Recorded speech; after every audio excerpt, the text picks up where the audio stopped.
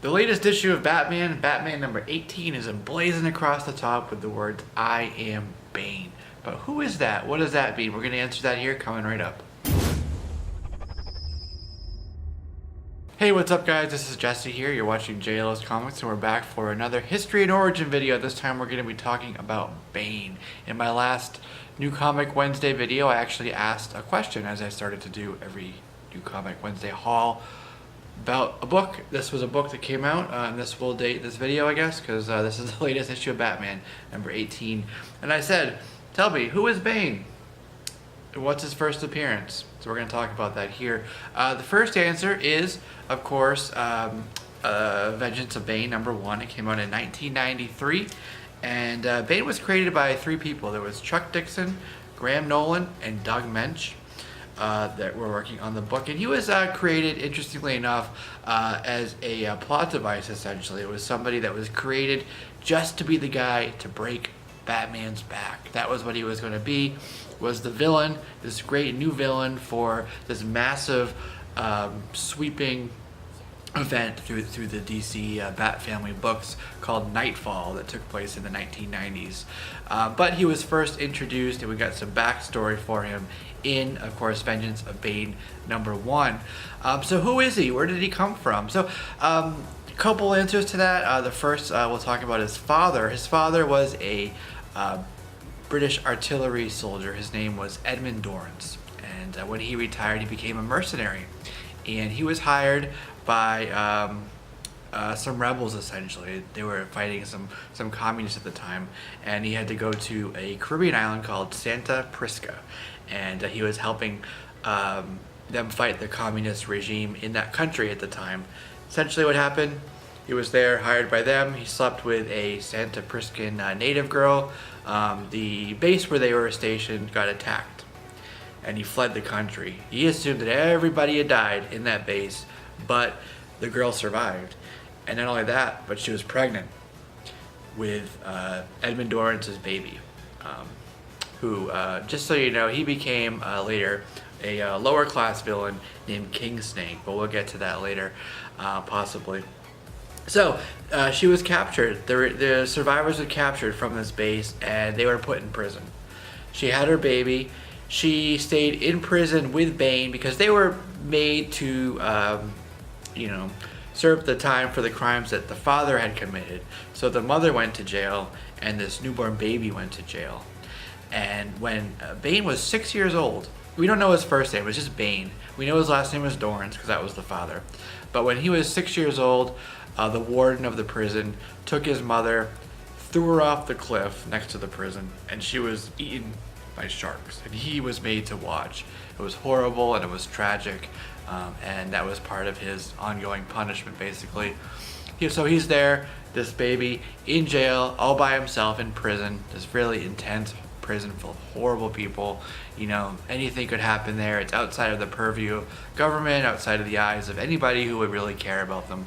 So a lot of really horrible things went on there.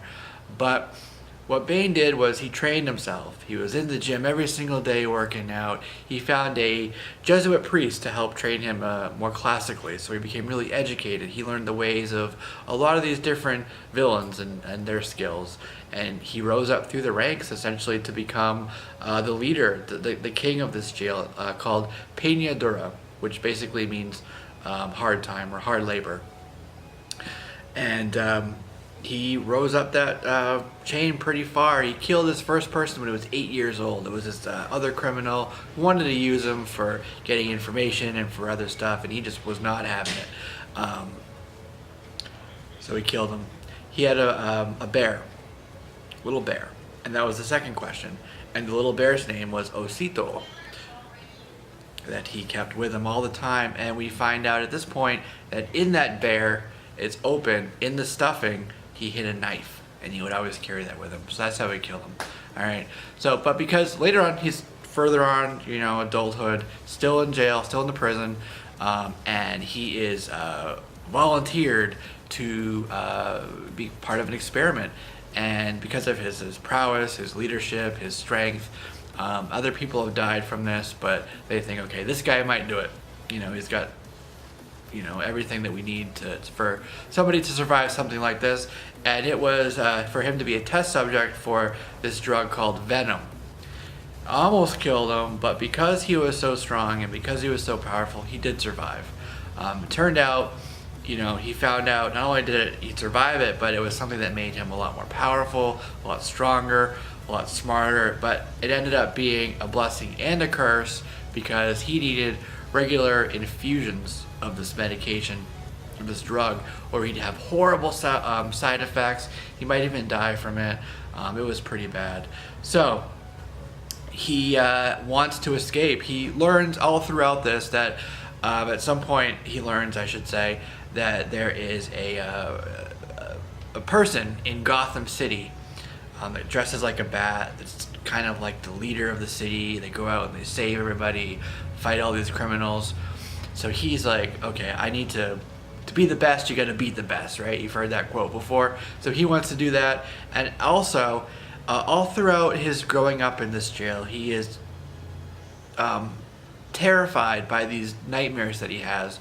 He's haunted by this vision of like this bat person that he fears, and kind of because of that, and then he learns that there's this Batman in Gotham. It's like, aha, well, fate must be driving me there. I gotta go there.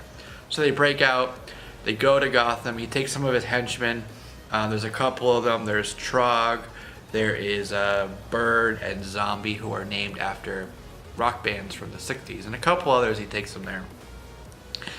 So instead of fighting him, he doesn't go in, just, you know, he's really smart. He knows this guy is powerful, this Batman. So instead of going right after Batman, he goes to Arkham, releases all the prisoners from Arkham, so that Batman has to fight them and get them back in the jail. All the while, Bane is stepping back and watching and studying and learning, and he figures out who Batman is. So this one day he goes to the manor, Wayne Manor, I mean. And he's there. He figures out where the Batcave is, and Batman's in there. Batman's tired. He's been fighting all these villains, and he's just beaten down.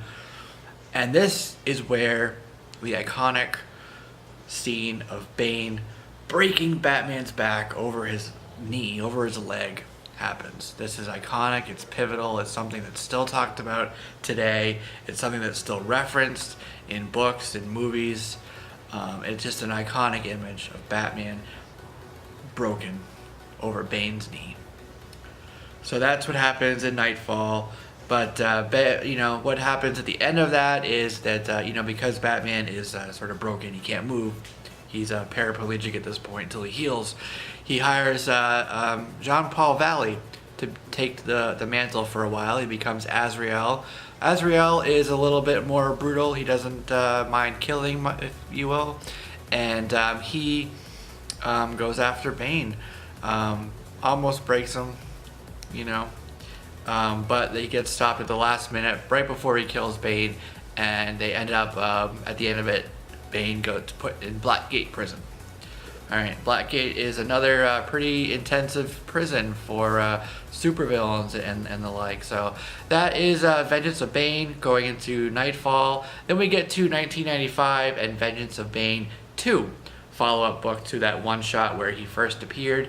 And basically Bane escapes Blackgate prison, swears off the venom drug that he's been plagued with basically since he left you know, Peña, and he goes after the suppliers of the venom that are in Gotham, kills them all, right? And then we get to Bane of the Demon, which is another story featuring him.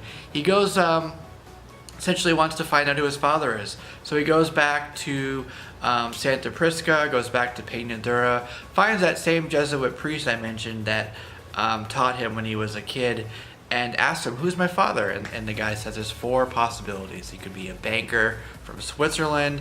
He might be this American doctor that came through once. He might be a British mercenary. Or he might be one of the Santa Priscan revolutionaries. So that was what he had as options to go by. So he goes out on missions to find out, track these 4 options down. When he is in Switzerland, he's looking for the banker. That's when he runs into Talia al Ghul. And Talia's father is, of course, Ra's al Ghul from the League of Assassins. You know, they end up, get pretty close. So he meets Ra's al Ghul, and he's so impressed by him that he says, aha, this is going to be my next successor. This is who I want to, when I'm gone, lead the League of Assassins. So he's got that, kind of waiting for him. But then we get to the legacy of the Batman, it's called. And that's when we get to basically when they go back to Gotham. Ra's and Bane are working together. They release a legacy virus, it's a plague, into Gotham, right? And that's when Batman goes back after Bane again in this legacy storyline. Batman wins this time, and Ra's is so kind of disappointed by it that he suddenly doesn't want Bane to be, that leader anymore. So that is basically what happened up until that point, and then basically after that, Bane is just a ongoing villain through stories, up into the Secret Six, which was, basically some anti-heroes, going on missions together. At one point, Bane actually thought that, him and Bruce Wayne, Thomas Wayne was his father, so that would have made him and Bruce brothers. Very interesting, right? So that led us up to that, and he is still appearing ever since 1993 in the stories, right? Now, he did swear off the Venom, right? But he still is featured with, some of the wires, the hoses that where it was fed into him. And that it was actually Gail Simone who said, he did swear it off. That part is true, but he just is still written and depicted with this because it's just habit for him. It's a reminder for him not to use it anymore. So there is that. We have seen Bane in a few things. He was played by Robert Swenson, WWE wrestler Jeep Swenson, back in Batman and Robin in 1997. Not the best depiction of him, but that was Swenson's last film, actually, before he passed away from heart failure. He was in Dark Knight Returns, was played by Tom Hardy, and then he was in a bunch of animated things like Batman, the animated series. Henry Silva was the voice for him. He had, Batman, it was the Mystery of the Batwoman. His voice was Hector Elizondo. You had Ron Perlman, Joaquin de Alameda, and Clancy Brown voicing him in The Batman. Young Justice, that was Danny Trejo that voice acted him. And we had a few others. It was Batman Brave and the Bold, where Worf, Michael Dorn, was his voice. And Lego Batman, which just came out as of this filming, it was Doug Benson who plays his voice in there. So he has been depicted in books ongoing for a long time, in live action, in animated, so he is definitely a ongoing and permanent part of Batman's rogues gallery. So that is pretty straightforward as a history of Bane. And once again, first appearance, Vengeance of Bane, #1, 1993, and the bear's name was Osito. So the second part of this is to read off some of the comments and give some shout outs to these people who did answer in my new Comic Wednesday haul these questions. So here we go. Just a Gamer said that the books look awesome. Amy McLean, author and film vlogger. She said Paper Girls definitely looked visually pretty. That was another book that I got. Paul Stevenis, he got it right. He said Batman, Vengeance of Bane, Osito. So good job for that, sir. Freddy's562 said great haul, sweet pickups. Vengeance of Bane, he got that part right, but he was surprised by the second part. He says he had a bear. WTF, dude's got some mommy issues. Hope it's not Snuggles the bear. That's always been his favorite. Alright, so Rag718 said Batman, Vengeance of Bane, and the second party guess was Teddy Bear. Same with Amazing Murphinator, Vengeance of Bane 1, and Teddy. Teddy is actually the name of the bear from the movie. It was from a movie called Artificial Intelligence. I had to think of it.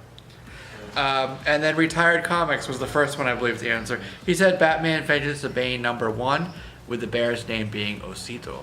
So there you go. That is it. That is the history and origin of Bane, and some shout outs for you. Stick around. I got some stuff coming up here, namely the live show next Tuesday, a New Comic Wednesday haul with another question where I look forward to some more great comments from you guys. Thanks for watching. If you did like this, please hit that like button. If it's your first time here, please go ahead and hit that subscribe button and the little bell, which will give you notifications when I upload as well. Look forward to having you here as part of the JLSComics family. And that will do it for today. Look forward to seeing you guys all in the near future.